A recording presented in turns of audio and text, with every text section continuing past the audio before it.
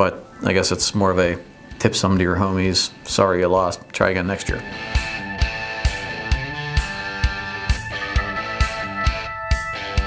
Hey, thanks for watching us again. Happy hour at Snap Forward. We got quite a bit to talk about today. Got some interesting social media things going on, and some big things happening nationally with the World Series. We have some Apple stuff to talk about, branding things to talk about, and an incredibly important, although sometimes boring, IT thing to talk about. We talked about it in our daily tips this week, but I think it's incredibly important, and it always makes me sad and upset when I hear somebody loses everything that they own, whether it's personal family photos or their business data. It shouldn't happen, so we want to talk about that towards the end. And then we have some really exciting news about our happy hour for next week. I might get the opportunity to talk to some local musicians. We're gonna have some, it's gonna be really cool, so stick around to the end and we're gonna talk about what we have going on next week for our happy hour. So the big news, obviously, the Cubs finally won the World Series after 108 years. I think I watched more of this one World Series game than I've watched any World Series in the past 5 years. And I just, you know, it was sort of history in the making. They were coming down to Game 7. There was a lot of different storylines to it, so it was interesting. So I met a couple of guys out and sat and watched the game. It was fun. I couldn't stay for the whole thing because they went into extra innings and then they had a rain delay. So I woke up to see that the Cubs won.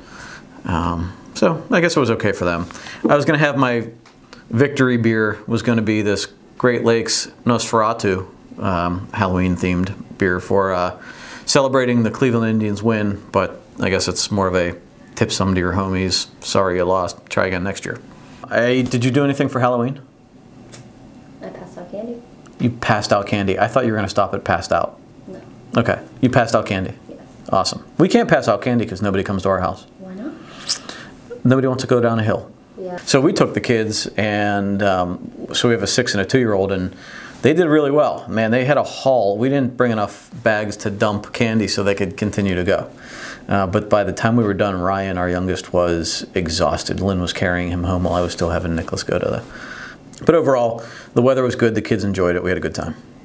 So today is National Sandwich Day. And I have not had a sandwich today, and I don't think I will. What's your favorite place to go to get a sandwich? I don't know. I just had a squash grilled cheese at Smallman Galley, and Thin Man Sandwich Shop is really good in the Strip. Yeah? But Smallman Galley is right next door, and I just had the most amazing grilled cheese. It was squash grilled cheese, and it kept me full like the entire day. That just doesn't sound good to me. Oh, it was amazing. Like probably one of the best things I've ever eaten. It was a grilled cheese with squash, like mashed up, not like chunks of it. Right. And then an egg was on top of it too. And there was some other stuff like jam, like bacon-y stuff. So it was amazing. Oh, we didn't write a note here, but there's a PB&J place out in Bloomfield, right? Uh-huh. I have not. Peanut butter jelly time. I have not been there yet, but I would like to try it. I never remember. I'm not out that way. Your children. Yeah. Because it's just sandwiches and stuff like that. Like I'll give it a shot sometime. Maybe on a roundabout way to the zoo or something. There's a place called Pizza Cono, and it's cones of pizza. Really?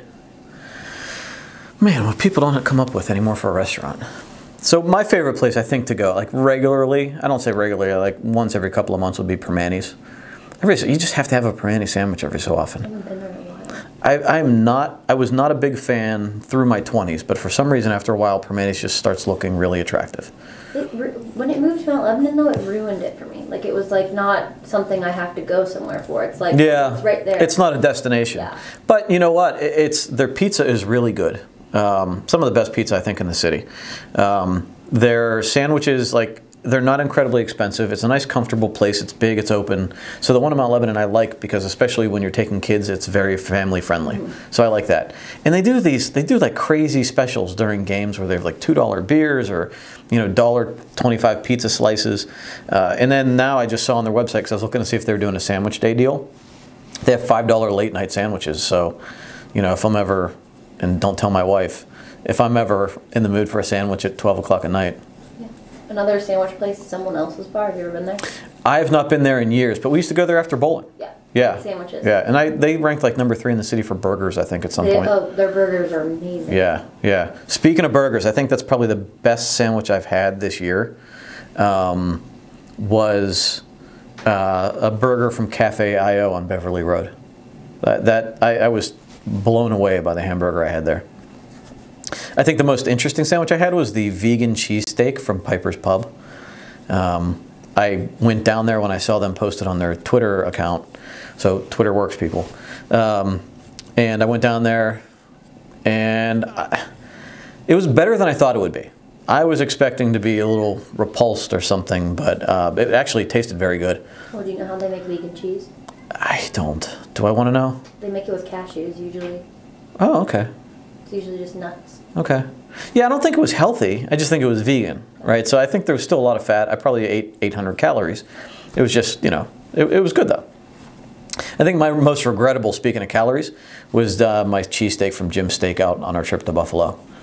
I got a foot-long cheesesteak, and because everybody kept telling me I had to have one. So I got the original Jim's whatever, and I mean the picture on the website makes it look delicious. The fact that you said a vegan cheesesteak was something you like, people should definitely listen to you, because the rest of your things are like permanis. I know, right? Cheesesteak, a burger, like people should definitely believe you that you liked a vegan cheesesteak. Yeah, right? Yeah, it was very good. Try it. Go to Piper's Pub and try it out. Give it a shot. You'll like it. But yeah, so like the Jim's Steakout on the opposite end of the spectrum was just this big sloppy mess. I mean, it was so greasy and cheese everywhere. It was a mess. It tasted great. Oh, okay. Tasted great. Was it regrettable and like I wish I never ate it? Well, my stomach did not feel great 2 seconds after I ate it. Again. If I lived in Buffalo, it would be one of those things that I go like a Permani. No, I'd go to Permani's maybe once a month. I would go to Jim's Steakout maybe once a year. Yeah. Because it's like that, like you're like, oh God, what did I just do to myself? Yeah. So you know, on the healthy stuff, on the other side of that, I've been doing obviously we talk about it every week. I've been doing the Beachbody stuff. So I've been doing the Shakeology and the Beachbody workouts and things, and I do the Shakeology mainly because Lynn tells me to. The shakes are good, and I use it kind of as a meal replacement for breakfast, and I can drink it in the car.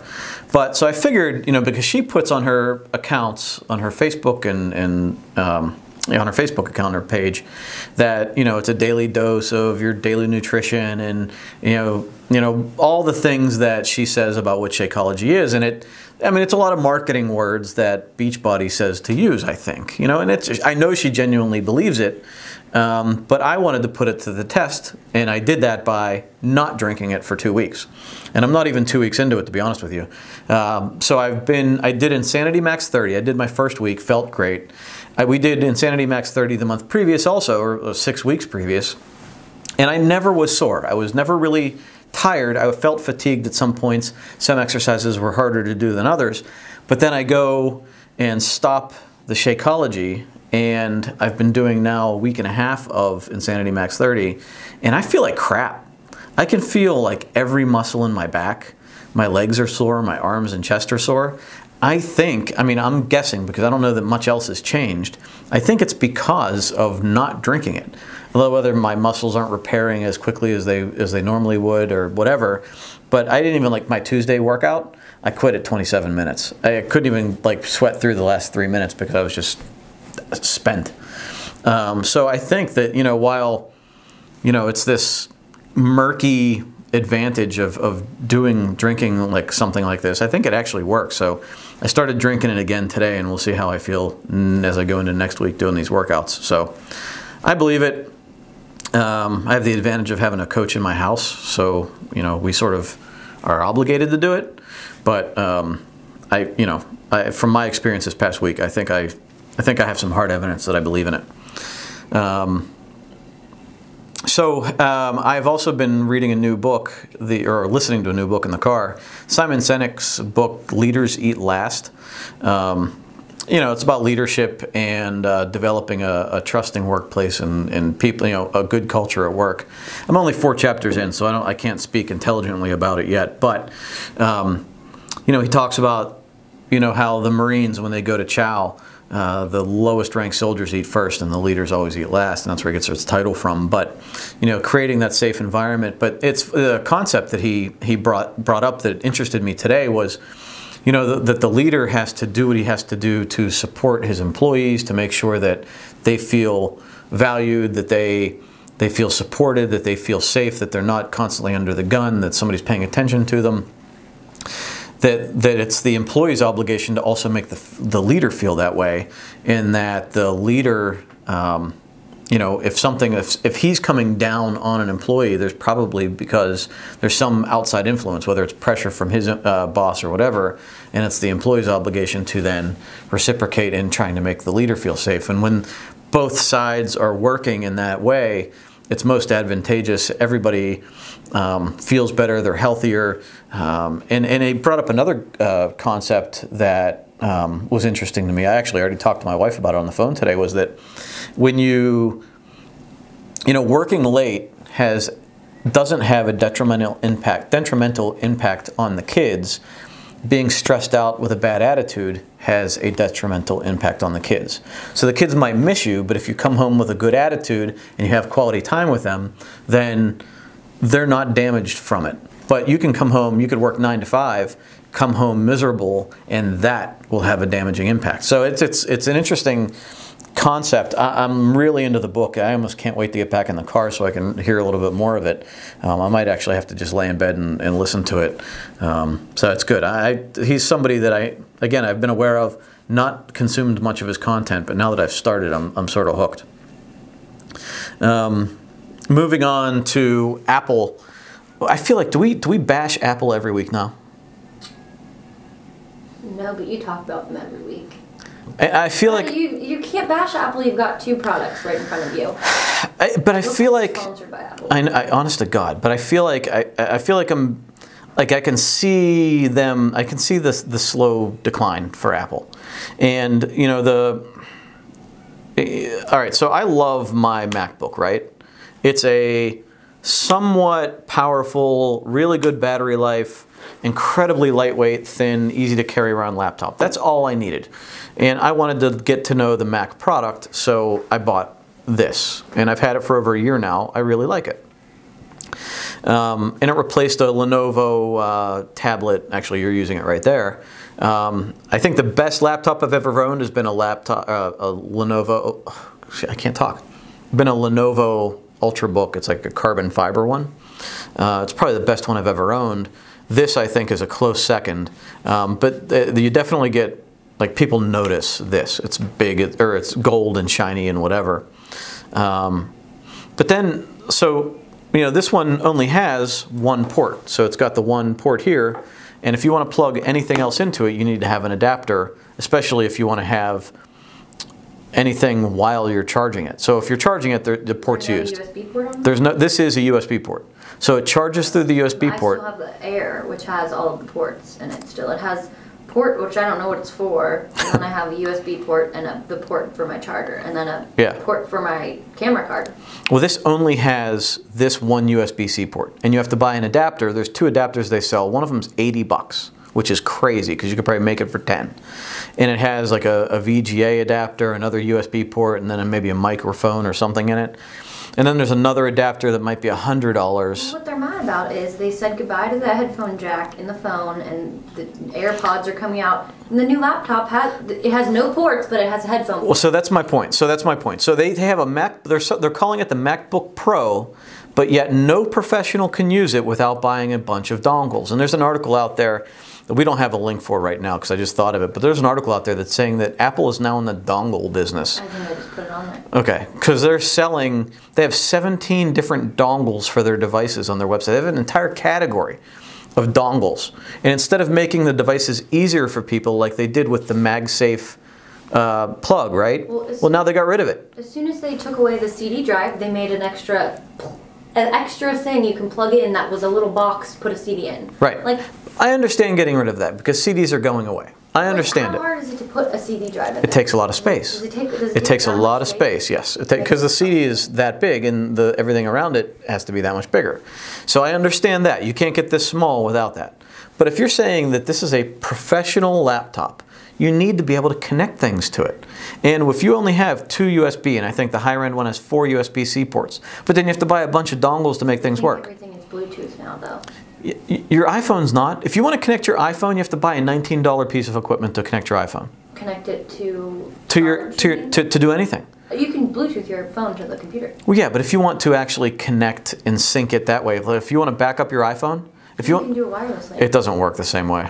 Oh, it doesn't. I can get photos onto my phone. Oh yeah. Like if I load them on my computer, they're into my if phone. You have if you have 200 gigs worth of photos and video on your iPhone, and you need to make an entire backup before you take it back to the Apple Store to either get replaced or fixed, that would take you forever, if it's even possible, over wireless.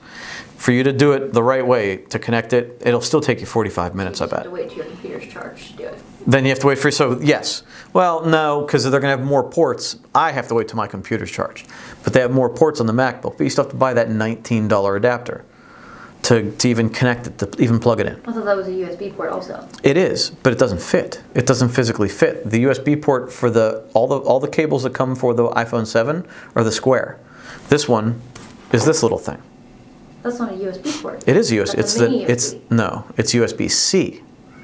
So it's not mini. It's not quite mini, but it's not quite. They're making it difficult for you by making all the plugs. Why didn't they make that an actual USB port and be able to charge in an actual USB port? Be able to get your phone charger that goes in the USB port. Like that could have been the size of the phone charger, so that everyone could put all the USBs in there. So do you have to buy a USB adapter? Yes. And that's Put any 19. USB stick in there. Yes, and it's $19. Yep. You don't have a card in there to be able to put a camera card in there. That's the other thing that professional photographers are complaining about is you can't even put in a. Well, if you're a professional photographer, you shouldn't have a MacBook. You should have the big one, like the MacBook.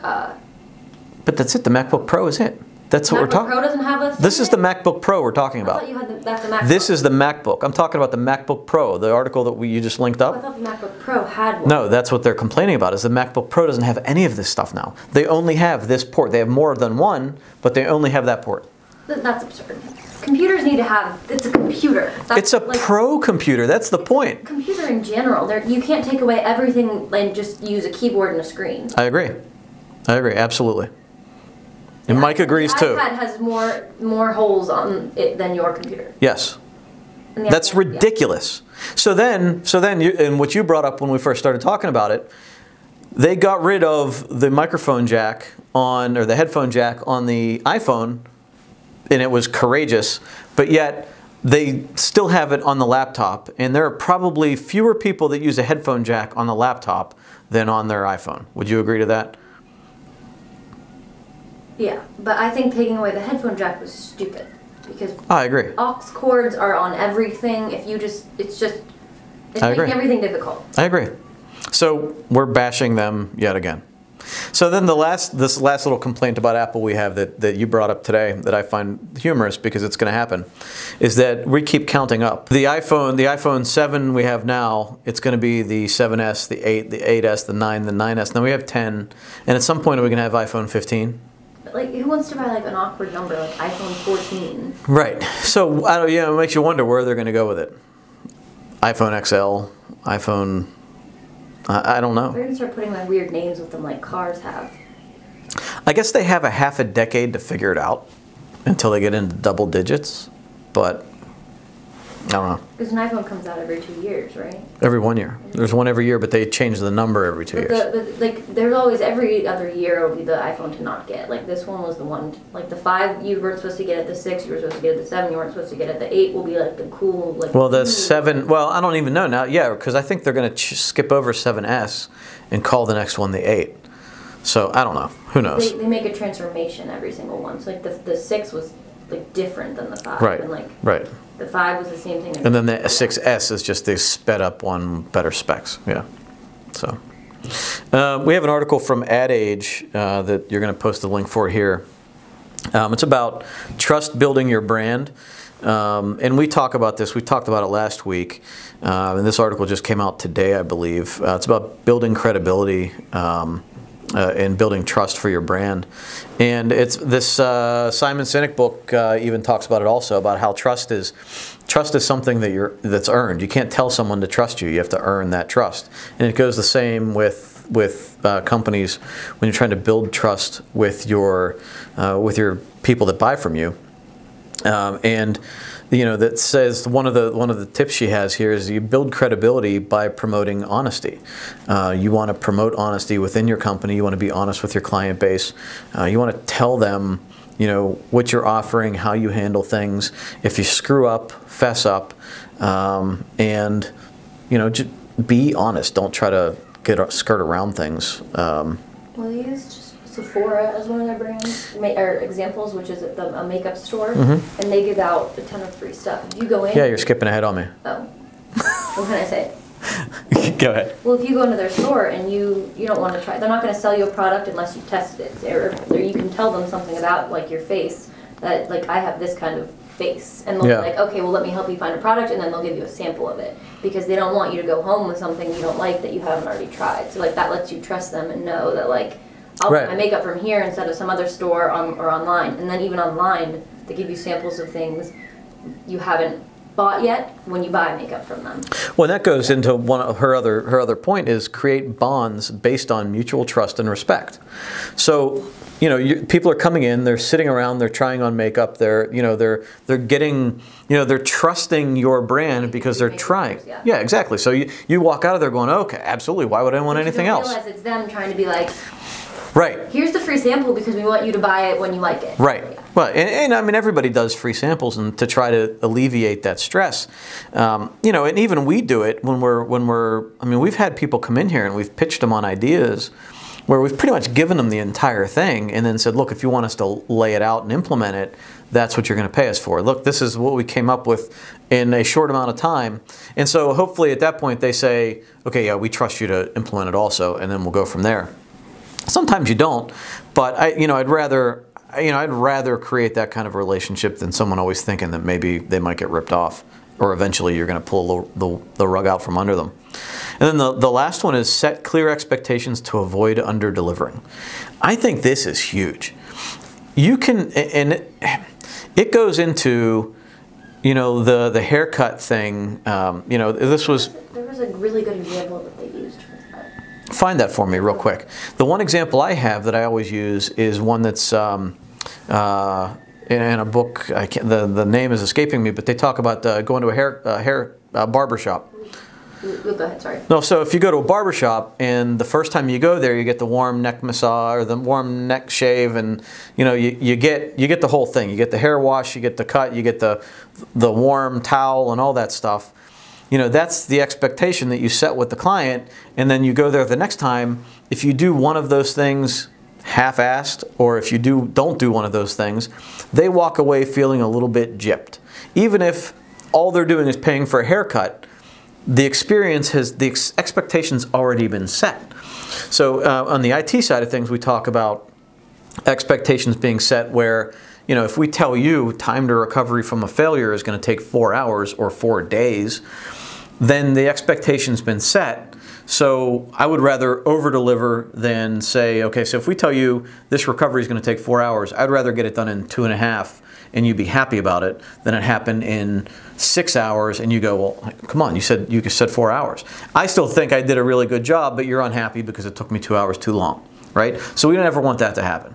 So you always try to set a proper expectation, and the way we do it in our business is practicing, repetition, processitizing everything so that we have a consistent result every time, and then that one outlier where things go wrong multiple ways and it takes longer than normal is something that doesn't happen very often. So now what was your example? They said that Dunkin' Donuts was a good example because right. they're the second most popular coffee seller, but their promise is coffee all day, every day, and basics. Yeah. So they don't try to be Starbucks. They don't try to be a fancy coffee place with the snobby attitude. They just want to deliver you coffee at any time. Yep. And then that's their clear thing. Here's your coffee. It's not anything fancy. It's not foo-foo. It's not a frappuccino. They even say they apologize publicly. Go through their Twitter feed. Anybody who's had a complaint, they apologize for that, and you can see them Yep. Well, The E-Myth Revisited is the book I was trying to think of, and they use McDonald's as an example. You know, look, McDonald's isn't the most healthy place in the world. They don't try to tell you that you're eating vegan when you're not. They don't try to tell you that you're eating healthy when you're not.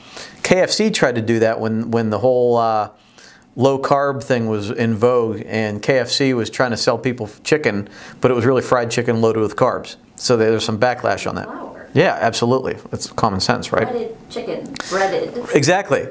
But like, so McDonald's, their promise is food fast in a family-friendly atmosphere. So no matter how bad the food is, it came fast and you got a family-friendly atmosphere. So those are the two things they promised, right? So the last thing we wanted to talk about before our big thing for next week. This week we've been talking about backing up. It's something that whenever, you know, I always hate when I hear a customer or someone that knows me or a family member, anybody that says, oh my God, I lost everything, my computer won't turn on, or I got a virus that encrypted everything. You know, the first question I ask is, do you have a backup? And, you know, their answer is, well, I think I do, or I don't know, or I backed up a year ago. And you hate to hear it because nobody thinks about it until after it's too late. And even then, sometimes people don't learn their lessons. So if you don't have a backup for your home computer or your office computers, your network, evaluate it. If you're a business, have your IT company tell you what they're doing, how long it would take to get you recovered, you know, if the worst case scenario happens, think of a couple scenarios, think of 3 or 5, whatever might be happening or what could happen, ask them how long it would take to bring you back up to normal. And if that answer doesn't align with what you find acceptable, this goes back to setting expectations, find out how you can make it better. If they tell you they're using tape backups, stop. Don't use tape backups. They're unreliable, they're slow, and they're probably not working, and you're probably not taking them off-site, you're not carrying them off-site. And even to test them, it takes forever. So don't do that. But you want to have backups done at least every day, if not every hour on-site, and then take it off-site at least once a day. When they're, you know, think about it, you know, if you get a virus at 8 o'clock in the morning or, you know, 8 o'clock in the morning, and your backup happened the day previous at 5 o'clock, whatever work happened in between is going to be gone. You have 30 architects, each being billed out at, you know, $200 an hour, to use a round number, and you lose 5 hours worth of work, and they have to wait for everything to come back up, and then you have to wait to, you know, get them back in the office or whatever, and then you have to have them redo all the work that they did to get back on task and redo that work. You've lost a significant amount of money. So if you can say, you know, we need a backup to be done every hour, you know, how much is that going to cost? What's it take to implement it? How realistic is that for that to happen? So evaluate how often you need to do your or how you know, when you need to do your backups, how often they need to happen, and analyze it against how much data you can withstand to lose over a certain period of time. You know, evaluate what your risks are: fire, theft, flood, employee data loss due to employee mishaps, maybe malicious activity from an employee or an ex-employee, hacking, viruses, that sort of thing. You know, try to tick all the boxes and anticipate even some crazy scenarios, because you never know what's going to happen. And you want to make sure you set the proper expectations for that recovery. And then the last thing you want to do is test your backups and test them regularly. We use one of the best backup solutions on the market right now, and we test our backups at least weekly, if not more often. We test recover individual files, we bring up folders, we bring up virtual machines to make sure that we can bring up as much, you know, so we're practiced at it and we know how long it's going to take, but 2, so that we know that it's working, so that we can fix a problem if it's occurring before we actually need to go to that backup. So make sure that you're on a regular schedule to test those, and make sure that your IT company is properly looking at it. Don't let them just look at a log file and say this was successful. Make sure that they're actually looking at the recovered data.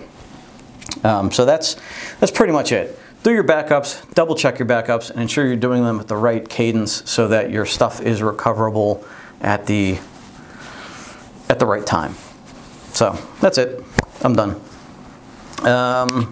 Anything you want to add to that? It's a boring freaking subject. It's like funny because there's so many different things. I'm getting phone calls in the middle of it. I should have shut my phone off. I'm just gonna have to do that next time. But you know, it's a boring subject, but it's exciting when something goes wrong and then you're kind of screwed. So, how much time do we have on the camera? I started over when you. Oh, you did? Okay.